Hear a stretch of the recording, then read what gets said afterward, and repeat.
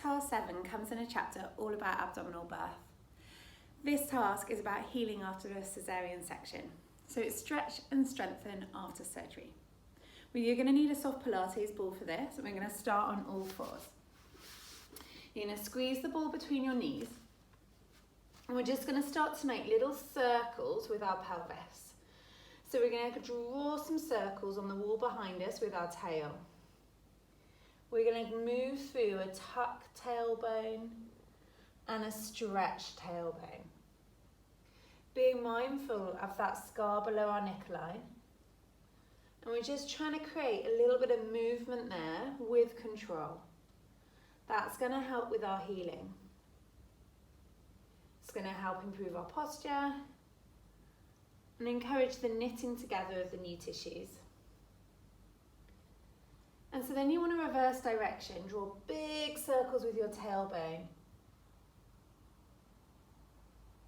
It can be a good idea if you're planning a cesarean section to practice this before you have a wound, and then you can compare before and after and know exactly what you're looking for and how much range you know you can get when you've fully healed.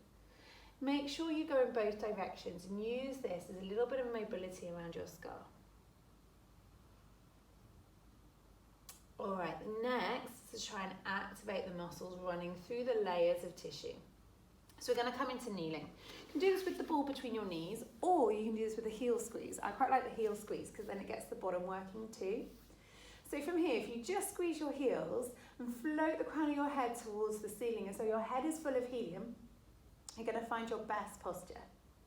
Now that just might be enough to feel those muscles switch on as you straighten up. Often we can be quite protective of our scar, which is only natural, and then finding that tall position might be enough. And then you can work on your breathing. Again, filling our lungs up with a big breath, which might stretch on the scar, can feel uncomfortable. So just take it to where you can manage. You don't want any pain, just a gentle stretch into your new shape. So just exploring your body after birth, resetting your posture. And then you can add in overhead arms, which is just going to stretch your muscles a little bit more and lower back down. Hopefully you can feel a little bit of something going on through your tummy to help you lift your arms up because they're heavy weights, and then back down.